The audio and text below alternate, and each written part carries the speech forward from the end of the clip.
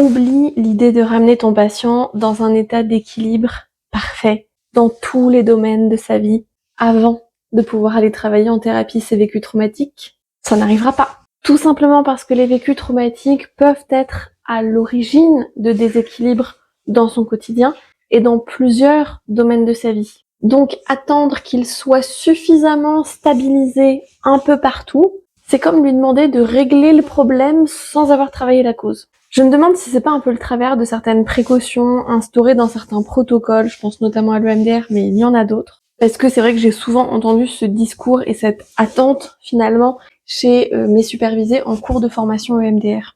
La phase de préparation pour travailler la dissociation, notamment, est effectivement intéressante. Mais ça met parfois la pression au thérapeute de rendre le patient complètement stable avec toutes les ressources disponibles, ressources qu'il ne pourra pourtant acquérir en partie qu'en entamant et poursuivant le travail de digestion traumatique. Et cette illusion, elle peut parfois retarder le travail de digestion traumatique par excès de prudence du thérapeute. Et même si ça part d'une bonne intention, ça me semble un peu dommage. Je ne parle même pas, en fin de compte si j'en parle un peu là de fait, du fait que cette illusion ferait disparaître le fait que de toute façon quand on travaille des vécus traumatiques, le patient va se sentir déstabilisé. Tout simplement parce que ça va bouger des réseaux de mémoire qui sont parfois là depuis des années et qui sont loin d'être agréables. Travailler le trauma implique de toute façon qu'un certain niveau de dissociation soit observé, puisque la dissociation est avant tout un marqueur de tentative de protection par le psychisme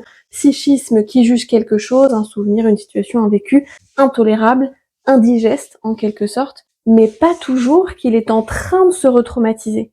À ce stade, il tente de se protéger, pas de constituer un vécu traumatique. Et c'est de cette jauge dont on va avoir besoin. Pas d'éradiquer toute dissociation sous prétexte que ça bloquerait tout le processus thérapeutique, mais plutôt rester dans une zone d'activation dissociative dite raisonnable quand on ne peut pas travailler sans.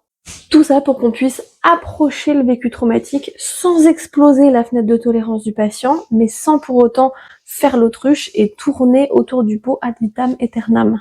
Sachant que ne pas y aller tout de suite a aussi un sens, donc ne me faites pas dire ce que je n'ai pas dit. Le but n'est pas non plus de se lancer tête baissée dans un travail de digestion traumatique, sous prétexte que, de toute façon, le patient dissociera dans tous les cas. Donc on y va intelligemment, et on y va surtout en sachant ce qu'on fait, pourquoi on le fait, de cette manière-là, et dans ce timing-là précis.